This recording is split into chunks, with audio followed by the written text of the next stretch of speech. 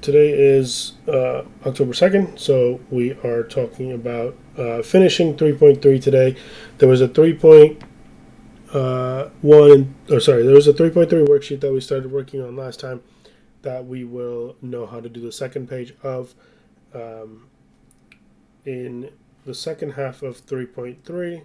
We are going to, or the video did, and I'm going to talk about um, kind of the graphs of polynomial functions, understanding the relationship between.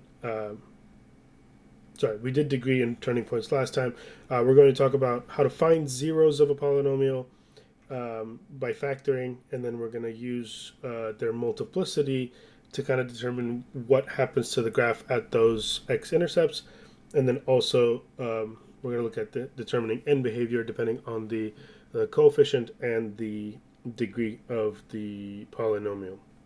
And then we'll talk about how we can graph them using putting those ideas together. Um, Last thing we talked about at the end of last lecture was that if the degree of a polynomial is n, then it's going to have at most n minus 1 turning points. So there's a relationship between the highest power in a polynomial and the number of times the graph can turn, right? So this polynomial here has a degree of 4, which means this will turn at most 3 times. And we see a graph of it there turning 3 times. Remember, turning points are just any point where the graph goes from increasing to decreasing or decreasing to increasing. It does have to fully switch from one to the other. If a graph does something like this, where it kind of flattens out, we don't consider that a turning point because it was increasing before the flattening out and then it's still increasing after the flat part, right? So there was no change from increase to decrease. Unless the graph goes from going up to going down, that's what we call a turning point, right? So keep that in mind as we're talking about turning points.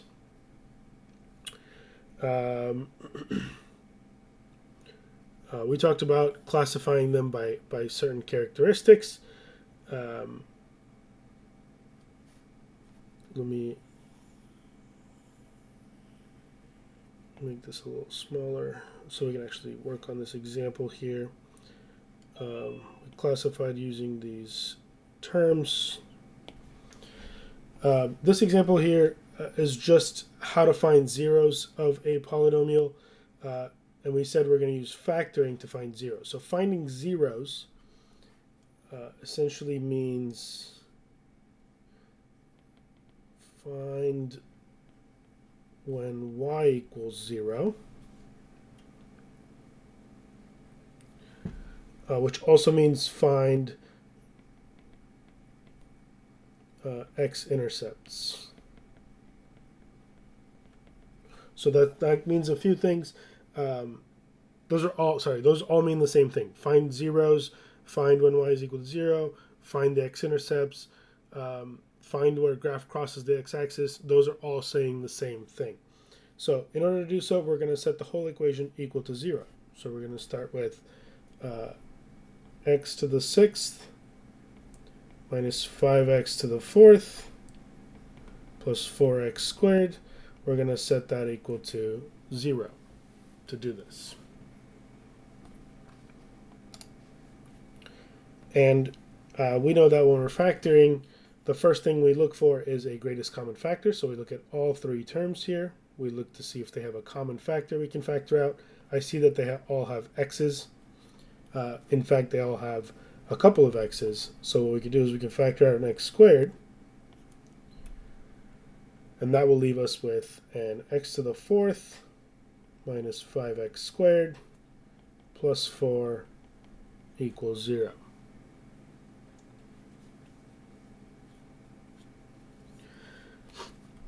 And we're not done factoring because this, even though it's not necessarily a quadratic, because it's not x squared as the degree, it is in a quadratic form. If you remember looking at these factoring using substitution idea, if we have something, if we have a term in the middle here, like x squared, and then the square of that is the first term, then we can do a little u substitution here, or we can do a little substitution. We can say, we'll switch to a different variable like w, for example. we'll say let w equal x squared. So then our expression becomes w times w squared minus 5w plus 4. Right, and now this is a quadratic that we can factor, right? We can use the, I guess the AC method here, even though this is a 1. We need two numbers that multiply to 4, but add to negative 5. Can anyone tell me what two numbers multiply to 4 but add to negative 5? Negative 4, negative 1. Good. So then, not x, we'll have w minus 4, w minus 1.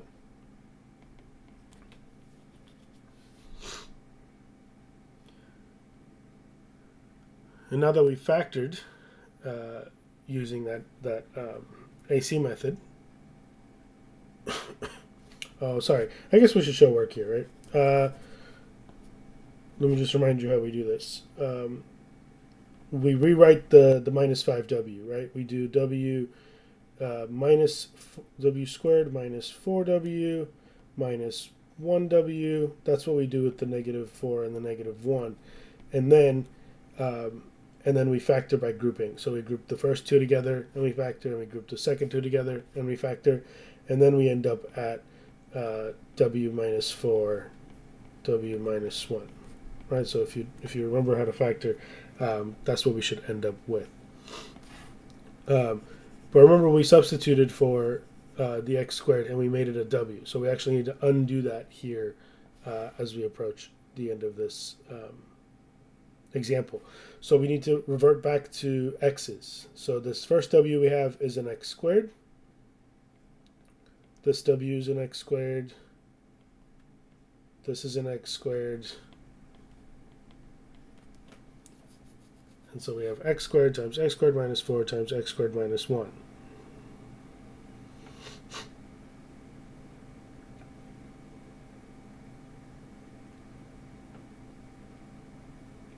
And we're still not fully factored because each of these parentheses, the x squared minus 4 and the x squared minus 1, are what we call difference of squares.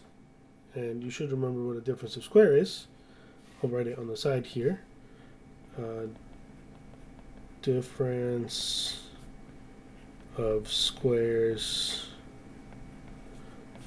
are things that look like two squares that are subtracted from each other.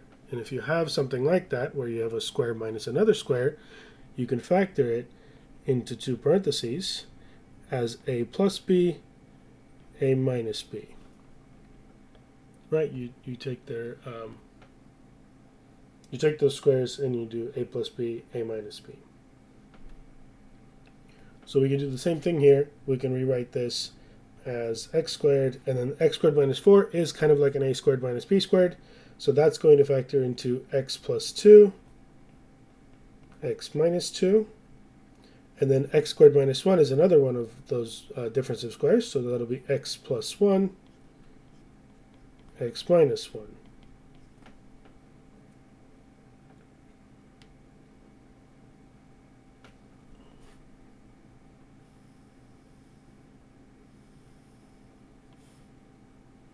Actually move this over here.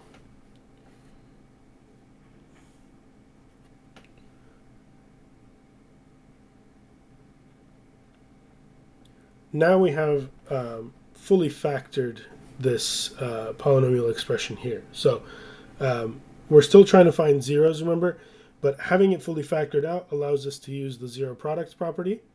The zero product property says if you have a bunch of things multiplied together, which in this case we have 1, 2, 3, 4, 5 different factors multiplied together, and they equal 0, which means one of those, at least one of those 5 things must be equal to 0. So we take x squared, we say that could be equal to 0, x plus 2 could be equal to 0, x minus 2 could be equal to 0, x plus 1 could be equal to 0, and x minus 1 could be equal to 0. So we set each one of those factors equal to 0, and then we solve for x. This gives us x equals 0, x equals negative 2, x equals positive 2, x equals -1, x equals +1.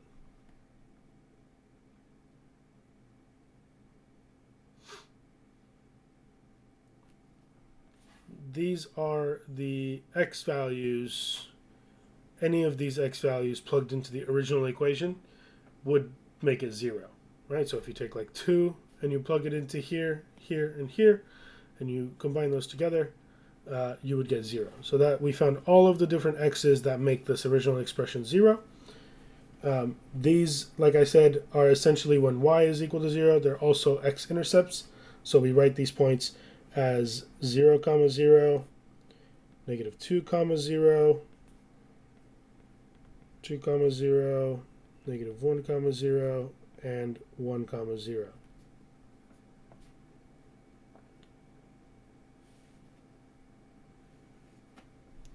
So those are the x-intercepts of the graph.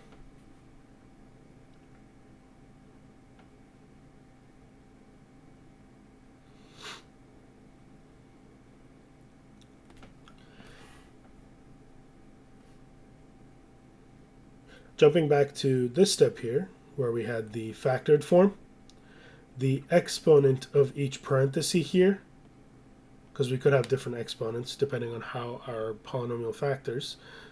This one is an exponent of 2, for example, and then the rest of them are all 1s. That's what is going to determine what we're going to talk about next, which is the multiplicity of a 0, right? So if we look at this example here, the exponent of each parenthesis determines the multiplicity of each of these zeros. So this first one had a multiplicity of 2 because this was an x squared. Every other one had a multiplicity of 1 because they were exponents of 1. So if we look at this box down here, this says if you have a polynomial in factored form, you'll have a bunch of these parentheses. Depending on how long your polynomial is, you may have many of these parentheses. Each one will have an exponent. It may be 1, it may be 2, it may be 3, it may be 4, it may be anything. That exponent is what determines the multiplicity, and which determines the end behavior of the graph. Oh, sorry, not the end behavior. The behavior at the corresponding intercepts. So looking at this example here, if we find the zeros here, this first parenthesis, x plus 3 equals 0, or x minus 2 equals 0, or x plus 1 equals 0. That's how we find the zeros. We set each parenthesis equal to 0. And then we solve. So x equals -3, x equals 2, x equals -1. And looking back at their respective parentheses, we use the exponents of each parenthesis to determine the multiplicity of these zeros. So this one has multiplicity 1, this one has multiplicity 2, and this has multiplicity 3. Right, and each one of these correspond to a x-intercept, so -3, 0, 2, 0, -1, 0. And we can see these on the graph. The -3, 0 is here. The 2, 0 is over here on the right. And the -1, 0 is here where the graph crosses the x-axis. So we see 3 points in which the graph crosses the x-axis or touches the x-axis. And what it does, you see 3 different things happening here. In the first one, we just cross straight through. On the second one, we kind of have this flattening effect happening. And then on the third one, we see a bounce back effect happening. So this the graph touches the x-axis and then bounces back in the same direction that it came from. And that's going to completely be determined by the different multiplicities that those zeros have. So if a graph has, or a zero has multiplicity 1, then we're just going to see a straight line through that x-intercepts. All right, so if it's multiplicity 1, we see that it goes straight through. This one here, the negative 1 comma 0, is this multiplicity 3. So if multiplicity is 3, then we see that it does go through the x-axis still. It doesn't like go back the other way, but it does do this flattening thing. It doesn't just go straight through, right? So if it's a multiplicity 3, we see that it kind of flattens out and then goes through. And then finally this 2 comma 0 intercept, we see that the multiplicity 2 makes it bounce back the way it came. So it could be this way, or it could come up and then bounce back down. So these are outlined in the next page with this box here, correlating the multiplicity and the behavior of whether or not it's going to cross straight through the x-axis. Sorry, if it's a single multiplicity, meaning the multiplicity is 1, then we have the graph going straight through the x-axis. If we have an even multiplicity, like in the previous example, we had the multiplicity 2, we're going to see the graph bounce, meaning it's going to turn back around at the 0.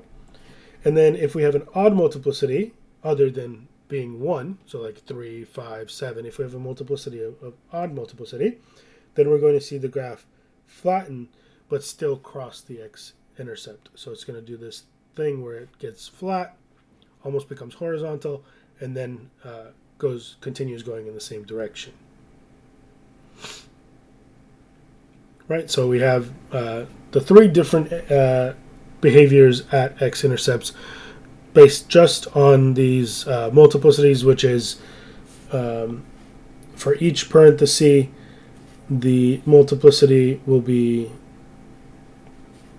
this exponent here will determine the multiplicity of that x-intercept. Right, h comma 0. So the 0 comes from the inside of the parenthesis, the multiplicity comes from the exponent. Okay, moving on, you can look at all of these x-intercepts and determine their behavior and multiplicity from looking at them. I want to talk about end behavior. So now that we've talked about what happens at x-intercepts, we can also determine what happens at the extreme ends of the polynomial graph. So if we go, not what happens in the middle here, but what happens at these endpoints, right? And since these are nice curves that don't have any sharp turns or breaks or jumps or anything, we know that this graph goes on forever on both the left side and the right side. And there's only 4 things that can happen here, right? Either both endpoints of our graph point upwards, or we can have both endpoints pointing downwards, or we can have, if we look at this table here, or we can have it point down on the left side, up on the right side, or you can have the opposite of that where it points up on the left side and down on the right side. So there's 4 things that can happen. And they're nicely laid out in this table here. And we're going to use this table. And as we use it, we're going to memorize these results based on the coefficient being positive or negative. So it fully depends on the coefficient of your polynomial. This is, why doesn't it say leading coefficient? It should say leading coefficient. Because it's not just any coefficient. Let's put in parentheses leading here, meaning we're going to look at the leading coefficient, which is the very first number in front of the highest exponent x term, right? So if I look at something like this, for example, the leading coefficient, we need to find the highest exponent x first, which is this negative x to the 5th, right? That's the biggest exponent we have here. And so the leading coefficient would be the number in front of that, which is negative 1, right? So we look at the leading coefficient, meaning we put this in the correct order first, and then we look at the number in the very front, the very first number. And then if that's negative, then we're in one of these 2 situations, right? And then which one of these 2 situations we're in is determined by the degree of the polynomial. You guys remember how to find degree? again, once we put it in the correct order, it's the highest power of x that we see here. So this, in this example, we'll put this in the correct order. Let me actually do it here. F of x equals negative x to the fifth. And then the next highest is the negative 5x cubed. And then we have a positive x squared. And then we have a positive 3x. Right? If I put it in that order, then we see that the leading coefficient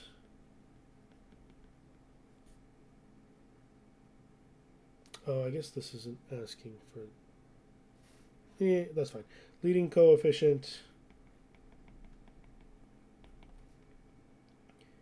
is equal to negative 1, and the degree is 5.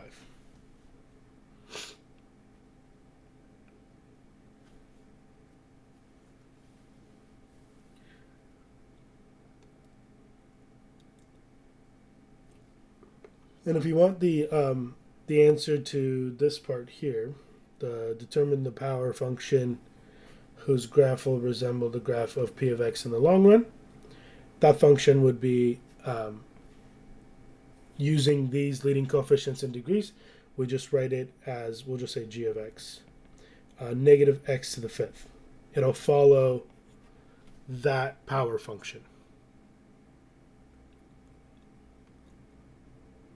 So negative x to the fifth will have the same long-run behavior as this function here, right? We just take the leading term, and that's the power function that it will look like.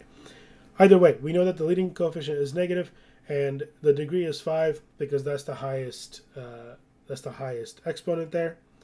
And so we have an odd degree, right? 5 is an odd number, and we have a leading coefficient that's negative, which means we have an odd degree, leading coefficient that's negative, which means we're going to have something that looks like this for its end behavior. Right, so what that means is on the left side it'll end up going up, and on the right side it'll end up going down. We can write it as in terms of limits here. This left part is just saying as x goes to infinity, and this is saying as x goes to negative infinity, what is happening to the y, and this is what's happening to the y. So as x goes to infinity, then my y is going to negative infinity. As my x goes to negative infinity, my y value is going to infinity. So as x goes to negative infinity means moving left on the graph, my y goes up, which means it's going to positive infinity.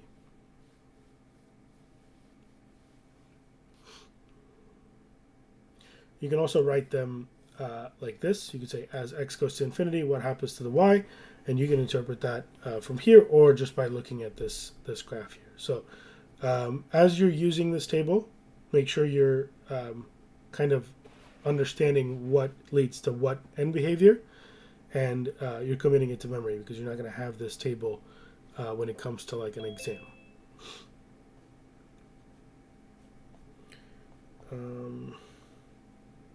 And then I want you to work on this example here where you fully start from given an equation, you got to determine the zeros, which means you have to factor this. This is, I think, the one we did in the first example, so it's already factored for you. So this first part is essentially mostly done for you in the first example of 3.3. So look at the first example of 3.3 for doing this part A. Part B is going to require you to use this table here to figure out the end behavior, the long run behavior of the function, and then you're going to graph it using the ideas from part A and part B, right? You're going to find out where the zeros are, whether the graph crosses straight through or flattens out or bounces back. That's going to help you determine what the graph looks like, and then your long run behavior is going to determine what happens at the endpoints of your graph, right? Where you start the graph, where you end the graph.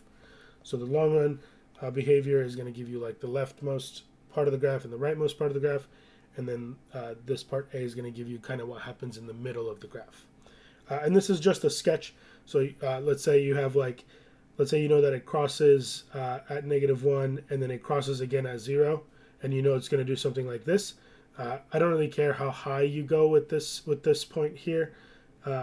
As long as it's a smooth curve, you can go short, you can go long. We're just doing a sketch. What we care more about is, do you know what's happening at each of those x-intercepts, whether it's crossing straight through, or maybe it's crossing straight through at this one, but it's going to flatten at this one. So you'd have something like this, but then as it's coming down, it would flatten and then go down, right? So do you know how to interpret what the behavior is at each intercept? And then maybe at one, it's doing like a bounce back, right? So you need to be able to kind of represent those in a picture in the sketch of a graph. And then the end behavior, if it's going down here and up here, then you know that you can start your graph going up this way, maybe cross through this one and flatten through this one, and then maybe you cross through another one here, and then you end up going up. So do you know how to put all three of those ideas together, or I guess just two ideas together, to sketch a graph of the function? I was just making up those zeros. I don't know if there's zeros at -1 and 0. I guess we did this example in the first example. So go back and look at that one to find the zeros. All right. Are there any questions on